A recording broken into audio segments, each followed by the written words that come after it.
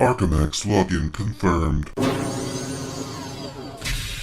Welcome to the Lodge. You've accessed the Lodgecast experience. Warning, warning. Dangerous spoilers ahead. Enjoy.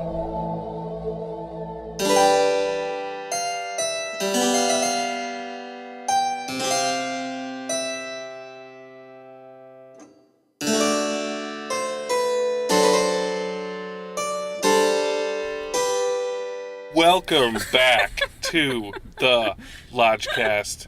Tonight, our first broadcast from the ArcLight Hollywood. Woo! With me, as always, is Brother Bishke. How's it going, team? And Brother Lucas. Can you hear me in the back? And tonight, returning champions from our 8th grade episode, the Cine Sisters, Millie and Jesse. What's up? Millie and Jesse are here, and a bonus factor, an X factor, making his debut on the Lodgecast, Brother Matt. Hey, what's up, guys? What up? Welcome. We are in the pass van. We are extra large crew tonight, and the movie is The Favourite. Spelled the British way. The British spelling, so you know it's classy. Bishke, what do you know about this director? Are you the man to talk to here? Yeah, because I just on my iPad watched The Killing of a Sacred Deer last night. Nice detail with the iPad there. It's Yorgos Lanthimos, Yes. Greek director who is. I saw The Lobster here at the ArcLight a few years back. Wow. Full circle. So now, it's coming full circle. We're going to the Cinerama Dome. I've got some expectations. It's going to start off kind of normal. It's going to get a little brutal, a little bloody, but I'm looking forward to it. The reviews are high, so. What's everybody else's history with this filmmaker? Are we lobster heads in the van here? We've seen both deer and lobster, but going into this, I had no idea that this movie was made by the same person. Well, I think it's written. He didn't write this one. It's the first one he did not write. I know Lodge Mistress Millie had some misgivings about this. She didn't know if she wanted to see it. How do you feel right now? Was not intrigued by the trailer. I really wasn't. I was like, and I love a period piece, and I was like, ugh, this looks dumb. Okay. So we'll see if it can. My expectations are low, so there's nowhere to go but up. That's a great way to go in. Yeah. Some of the best times to be had at the movies are when your expectations are low or subterranean. If you're gonna do period piece, you need to do romance, I think. And this is if it's a ladies' period piece, I mean that's a little bit for me to be interested. Yeah, I didn't see The Killing of a Sacred Deer. I tried to watch a screener earlier this year of it, and I kind of noped out of it because it was just too dark and tense and kind of scary, and it was scaring me.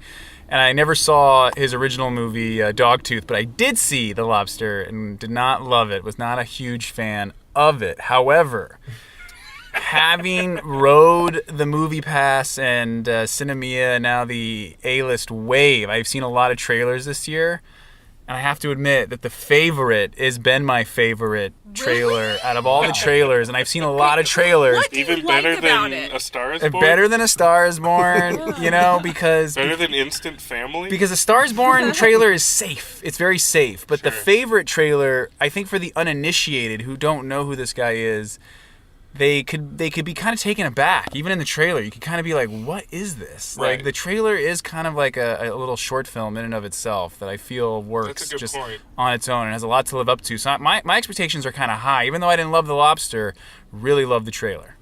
Okay. Brother Matt, you're chilling back. I don't know. It just looked like sort of a delightful little romp to me from the trailer. I know nothing about it other than the lady from Peep Show was in it, and I loved Peep Show. Okay. And I'm not entirely sure what to expect. I have like zero expectations now that I know it's from Lobster People, Lobster Man, Lobster Fest. I would expect it to be a little more serious in tone, at least the promo, but I don't know what to expect. Sister Jessie, what do you got going on? Well, he just said exactly what I was going to say is we're here for the main queen actress. She's from Peep Show. She plays Soph. Yeah, we love her from that, so... You guys aren't Emma Stone freaks? I would not say I'm an Emma Stone freak. I've got a little bit of Hollywood gossip. Many years ago, I was fortunate enough to sit down with Warren Beatty, and he told me that he didn't consider Emma Stone a dramatic actress. He considered her a comedian. Because I think he was interviewing her for The Rules Don't Apply at that time. I bet he was interviewing her. And it's interesting because I think this is the first or second project besides Maniac that Emma Stone has done post-Oscar win for Birdman. So after her Birdman win, all the offers kind of came in, and she could decide what she wanted to do. So she chose Yorgos Lanthimos. Thank you, as a collaborator, as someone she could develop the character with and work with, you know. He's kind of like Lars von Trier or Haneke, but he's got some humor to him. Yeah, I think like when I saw the trailer for Dogtooth, which again I've never seen, but the trailer to me screamed Michael Haneke meets Wes Anderson. It's like this weird, like very moral, kind of philosophical, but at the same time he's like heavy aesthetics and centered frames, and you know the guy definitely is a technician and a craftsman, so he elevates whatever he's doing. Well, there's nothing left to do but go into the Dome and experience it ourselves. Dome. Let's see if it's one of our favorites of the year, or if it fails to curry our favor. I mean, right? Yeah, that's accurate. Perfect. Woo! Let's do it. Yeah. Break out the party favors. There you go. Thank you.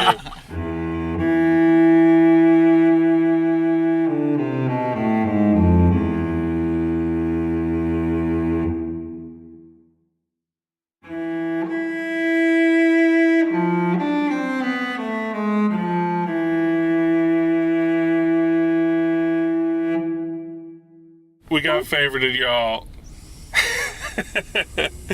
We survived the Cinerama Dome. I like being favorited. Yes, I do. We got domed. How's everybody feeling? Shook. Yeah. Got shook up? Lot of bodily functions in that movie, am I right? Yes, What yes. the fuck? Before we get into it, Brother Bishke in the back, how's that schnapps? From Rotten Tomatoes. Early 18th century, England is at war with the French. Nevertheless, duck racing and pineapple eating are thriving. A frail Queen Anne, Olivia Colman, occupies the throne, and her close friend, Lady Sarah Churchill, Rachel Weisz, governs the country in her stead, while tending to Anne's ill health and mercurial temper. When a new servant, Abigail Masham, Emma Stone, arrives, her charm endears her to Sarah. Sarah takes Abigail under her wing, and Abigail sees a chance at a return to her aristocratic roots. Whoa. As the politics of war become quite time-consuming for Sarah, Abigail steps into the breach to fill in as the Queen's companion. And? Their burgeoning friendship gives her a chance to fulfill her ambitions, and she will not let woman, man, politics, or rabbit stand in her way. Jesus. Or rabbits. Lodge Mistress, how was that accent? Not great. It was a little wobbly. But brave, It was- and I enjoyed it. It was I've a been wobbly working on accent. it. I I've been enjoyed working it. on it. I enjoyed it. That was a very in-depth schnapps. Yeah. Very. So yeah, I mean, I think this is Oscar bait. I think everybody listening to this should see it or should have seen it already, just to know what's going on, if nothing else. Yeah. Definitely put that screener at the top of the pile. Put it at the top. Put it at the top. Let's start with how it looks. I thought it looked amazing. Oh. I mean, Opulent. like holy shit. Baby. What the hell? I would have loved to frolic in that castle. Yeah. That was Yeah. It's so frolicable. Even and like I mean a lot of period stuff you see that's great during the day, but some of that night stuff was really amazing. Like Technology's there, you know. Oh, Finally it's caught up. beautiful. It seems like it was all natural light, you know, like, and if you can pull that off where at least it seems that Yeah. way, that's huge. Also a big fan of the wide angle and in some cases fisheye to kind of give you the whole, you know, panorama, tapestry. The thing about that, It's though, overwhelming. is that we were in the Dome, which already fisheye is kind of what you're seeing. Yeah. So it was like double double fish. Kind of like you were drunk a little bit, like little Yeah. beer goggles. A 3D movie that was being presented in 2D. Right. The 3D gags just didn't have the same oomph. Right. Because the everything image was so distorted at times for me. But Everything I'm was also not distorted. used to the Cinerama Dome. Like I don't. Yeah. I think this is Yeah. our first time here. So. Oh wow. It's your first doming. full Wow. First Nice. doming. Congrats. Yeah. What are we thinking about the performances here?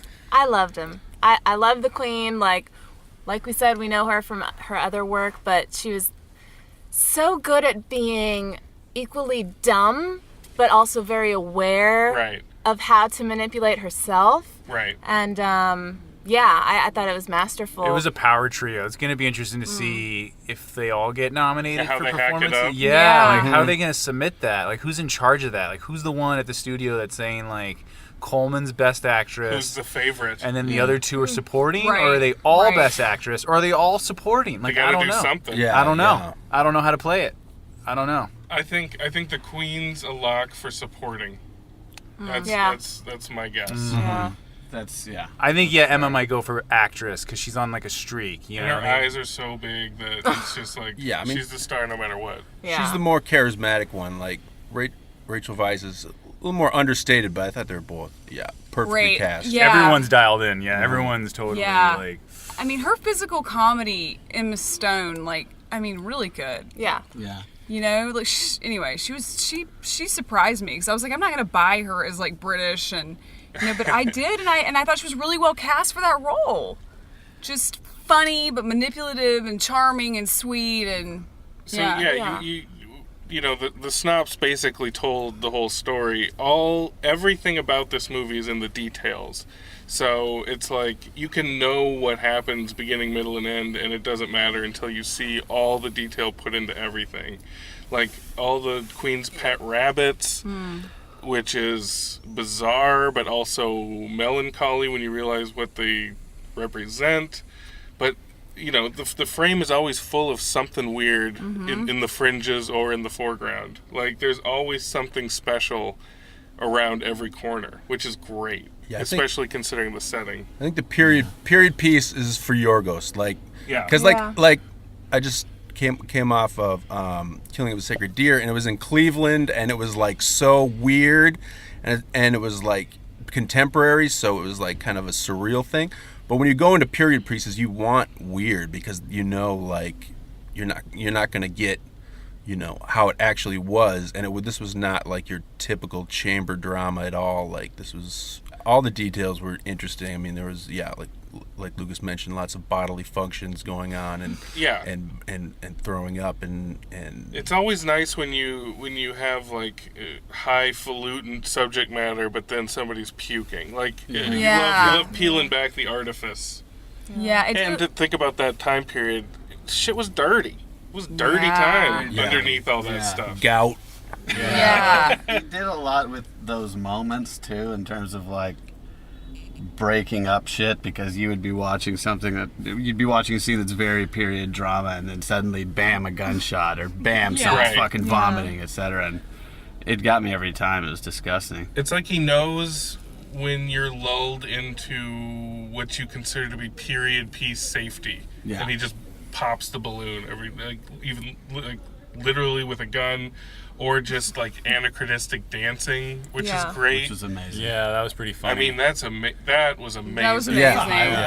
Yeah. That was great. It's hilarious. They just bust out in the just whatever they want to do kind of. Yeah, dance. and then like the romance scene in the woods, which became like a wrestling match. You Great. know what I mean? It's great, and everything everything just felt like a spectacle, even if it was just a look. It's almost like being in acting class because it's almost like they're doing representations of what the scene is about in their physicality, more so than literally what the scene's about. Right. So it's cool watching because I kind of see the acting technique there too. I think across the board, the look, the feel, the unease, and it's I would say accessible to an extent throughout most of it, but it still descends into strange madness by the end, which I think he has to do. Because that's his style?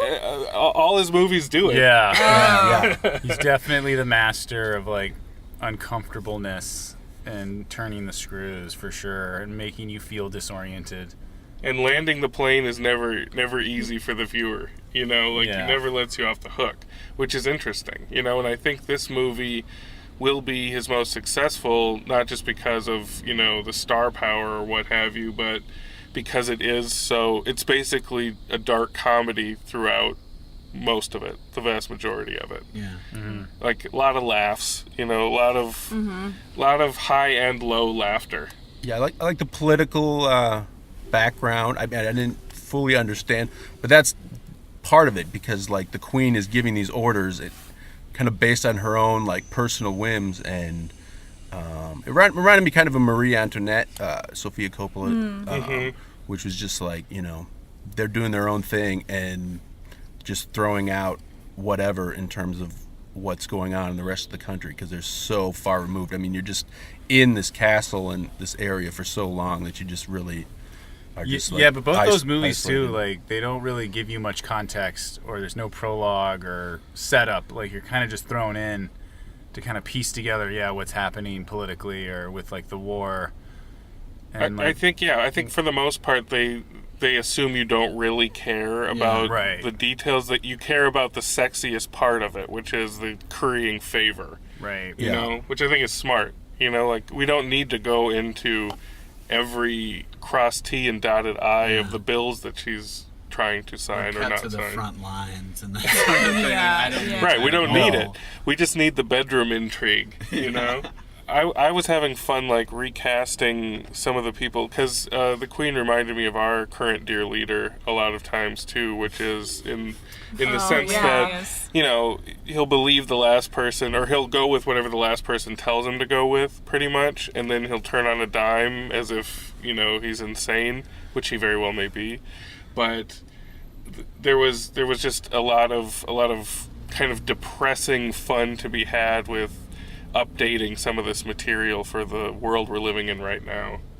Yeah, and you get a lot of yelling from the Queen at random servants, which is always going on at the White House now. Yeah, just letting off steam. Yeah. And a lot of great faces filling the frame in this movie too. Like just day players, but have just an amazing face or an amazing voice, and a lot of people that just don't seem of this time, which is great. You know, in a movie like this, you want to be fully immersed with a bunch of 18th century weirdos surrounding you. Yeah, Nicholas Hoult was well cast for that reason. He fit right into that foppish character. Man, he's really grown up to be a big dude. Just like physically in terms of stature. Like you noticed. I didn't realize he was in the movie until honestly like the end credits. When I saw his name, I was like, holy shit, that was Nicholas Hoult or Holt. Yeah, but, like, he's heavily I remember him as like about a boy, as a boy. So to see him like a monster, like he just looks so imposing. Towering like, over Rachel Weisz. Well, Yeah. he did have Wig like didn't a help, foot high wig. He might too. be in heels, I don't know, but he And seemed heels. big. He just seemed sturdy. Sturdy Holt, yeah. Any other elements of note to discuss? I mean, the resounding ending moment was pretty strange and went on surreal. for a long time. Yeah. So Yeah. what did it mean, Matt? Yeah, I got to think about that one. My best guess is that means, fuck, Rachel Weisz was right. She won because she doesn't have to deal with this crazy, fucking sick, awful bitch anymore. And I'm here, like, furiously fingering her and just, like, zoning out about how fucked this is. That's what I thought it kind of meant. But yeah, I think I agree as well. I think Or you go ahead. You saw. Well, I think basically it's that, and you see the realization on her face that, oh, this is what I thought I wanted, but I'm still beholden to a higher power, and I sold my soul so completely, and I'm still on the floor furiously fingering the Queen. Yeah. And the Queen is not very content in that last shot. I mean, she's yeah. No, Neither of she them were made happy. she made the wrong choice as well. I mean, I think when Rachel Weisz leaves the queen and she's kind of like, truth, speaking the truth to you was love or whatever. Like that was like kind of the key moment where she like, That's the real love. That's the real love like- that Emma Stone is not going to give you. Yeah, and Emma Stone is faking it from the get-go, and she has kind of a shady past where her, her father and everything she owned burned up, and you never can really trust her. Like if you trace it back, like she's always scheming. The greatest moment for me was when Bishke got up to use the bathroom, famously. Whenever he does that, the best scenes happen. When he did that, Emma Stone has a great scene where she just got married to her suitor, and she gives him just this incidental hand job while she's putting together all these pieces in her mind and letting paranoia like wash over her face. And she's just like rhythmically giving this hand job, and this dude in the back is Deadwood moment. It's amazing. It's an amazing scene. And I think, correct me if I'm wrong, but I think if you watch every single one of Yorgos' movies, he's got a hand job scene in every movie. He very well may. Yeah, there's definitely Sacred Deer. That's his motif. Like that's like it's his a trademark. It's trunk, a tip of trunk the shot. cap. Yeah. But I was happy to see that Bishke left, and the actor who she's giving the hand job to, I think, is dating Taylor Swift. I think that's Taylor Swift's boyfriend. Hot news. That's how I. Hollywood gossip. Sure, That's there will how be I a looked song at it. about him soon. That's how I Wow. looked at it. That's cool. And then if we were to talk about a salad dragon, like what? I mean, how do we even approach that? I would say, what about the guy getting fruit thrown at him? Oh, yeah. That's a good one. Or I just thought the first one was those ducks. The duck race? Yeah, the duck race. There's a duck race. I thought the dance, like when That- Rachel Weisz yeah, and the dude yeah. were Yeah, That's dancing. yeah, that was Yeah. so The good. dance. That shit was the amazing. naked man getting fruit thrown at him. The brothel. The gout rubbing. Like Oh. there's a lot going on. There's a lot of candidates in this one. The It's a target-rich horse environment. going by the couple having sex in the woods. Yeah. Like, Oh, Yeah. that was That's a great, yeah. Yeah, That gets my vote. Salad dragon scene. Otherwise, the dance sequence would be it. But can the salad dragon scene also be the highlight of the film? I was wondering It that. often is. It's Oh, usually the okay. weirdest, Yeah. if the flashlight shines on it, it's like the weirdest thing in the movie for Yeah. it to shine on. Yeah. Yeah. Lots to choose from. It's definitely got a the lot. end maybe for me. That was a Yeah. pretty weird moment. Yeah. It seems like the Viren's pretty warm on The Favorite, but let's get to the brass tacks. Brother Bishke, what are you feeling for this? Yeah, I mean, I think Yorgos found his subject matter. I think story-wise, he dialed it in more than I've seen in the other two films that I've seen of his. Do you think And it's because of the writers? I think I think having writers, but the writers definitely fit his like tone, Right. And so that was important. And I got to think about the ending a little more.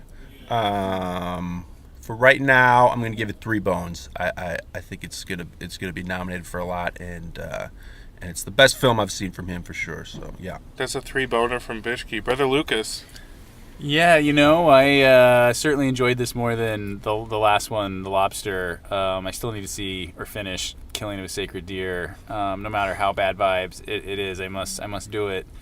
But this, started off great, and I was like really with it, in the first half, and was laughing and enjoying, like yucking it up, and it was really kind of ratcheting up this tension, like when Emma Stone is like, in the library of Oh, that's a great well, scene, what's her too. name's bedroom, and they're like, I want you to fuck me, and it's like, okay, this is happening, and she's like tiptoeing out. I remember being like, wow, this is great. I'm like so like absorbed. A lot of good stone mugging. Yeah, but then it kind of felt like stuck in second gear after that, and I was waiting for it to go to the next level, to ratchet it up, like either the tension or the violence or the bad vibes or whatever. But it didn't kind of really go there, and I thought like, oh, it's gonna crescendo like once Rachel Weisz kind of like wakes up from being poisoned and like makes her way back. There's gonna be fireworks, but there weren't really. And then it kind of had this like weird anticlimactic, like they paint themselves into a corner, and we're just gonna end on her, fingering her with like the dissolves of the bunnies, and it's like this is it, like, and you can kind of feel that's where it's going, and it's kind of a letdown for me. So I give it 2.5 bones. It's technically solid, but I couldn't think I would recommend it to family members. It's just There you go. Well, newbie, brother Matt, where are you going with this? Where are you going with The Favorite? I mean, I'm with Lucas on this one. I sort of still absorbing, but I really enjoyed the first half of it. I enjoyed how everyone was so witty and how a lot of moments were found in just simple looks and stuff like that. The way the movie looked, the execution was great. But yeah, the whole second half I just found really, really rough to watch. If that's by design, it doesn't. I mean, fuck you either way. Like, I didn't enjoy it that much. This is a 2-boner for me. 2 bones. Woo! Yeah. Ooh! A van divided. Sister Jessie. Yeah, I agree a little bit with Matt and Lucas, but ultimately, I did enjoy it. I really love the micro-savagery of historical films, and this one did that really well. # micro-savagery. And I appreciate the good performances and the care taken and the authenticity of the design. So I say a 3. It was a really good one for me. 3. Lodge, Mistress Millie, what do you got? Like so many others, I did enjoy the first half a lot. And then the second... first half? And a little bit into it. But the problem was, what I loved about the first half, all these juxtapositions, it was deeply tender. It was incredibly violent. It was, like, funny. It was dramatic. And then towards the end, it's this one note of, like, overindulgence. And I just was like, it wasn't complicated anymore, which makes it not interesting and kind of predictable. So... I too loved the acting. I wanted to go back and watch it again just to study their glances. You know what I mean? So amazing. So I think I also must give it a 3. That's a 3. Woo! All right. Well, I have to say this was up my alley directly for pretty much all of it. I kind of surveyed the landscape and I'm like, what are you doing here, dude? Ooh, I see what you're doing. Oh, you're fucking doing it, dude. So I think... when I see, a roadmap laid out and then everything right down the line get achieved on what that roadmap presumably was, I gotta give it up. It gave me War of the Roses vibes in a lot of it. Just this dark kind of competition dramedy. I have so much love for that weird subgenre. I need to find out... I need to dig into that and maybe refine what it is in that I like so much. Just this nasty kind of escalation of skullduggery. I love it. I agree that at a certain point the movie kind of loses its tension and then you're just kind of wallowing in the excess of it. But I was here for it. I'm going to give it 3.5 bones. Just because it felt like a full meal. And if a movie can feel like a full meal and still have kind of a weird ambiguous ending, then I got to give it up for it. So I'm giving it the high mark. We dip down to 2. I think overall it stands. Would you agree? Like, you should see it. Like, it's going to be up for stuff. It's going to be talked about. Oh, Brother Matt, no? That's a no? I don't think everyone should see it. I really don't. That's fair. I mean, it's definitely going to be one of those movies at the Oscars where people are watching the nominees' clips and then this one rolls by and they go, I didn't fucking see that one. Right. And exactly. And you're cool with that. Yeah. Hey, listen, I understand that as well, and I could see how for a lot of people this would be nails on a chalkboard. Like just this unpleasant. Yeah, no, it's an unpleasant movie. I looked at his films, like the audience scores and stuff. Like they're not audience movies. No. They're not. This has been wonderful being in this van. This is luxury. It is luxury. This is something that we're not used to in our humble Prius. We're really happy to have you guys. I mean, even like really nice. with more people, it's like more comfortable. You know, It's crazy. great. It's a great van. Thank you. And thank you so much for finally being on the podcast, Brother Yeah. Matt. This is It's an honor and a pleasure. This is a weird one to start you out on. If Stallone was coming out with something, that would kind of be more what I would think of digging into with you. But this has been just a delight. Yeah. And the Cine Sisters, as always, you guys have given your actorly perspective to some of this material. It was a really good one for that. I felt like back in acting class. Love and light to you all. Love and light. Love and ArcLight. Love and ArcLight. Later, y'all. Laid up.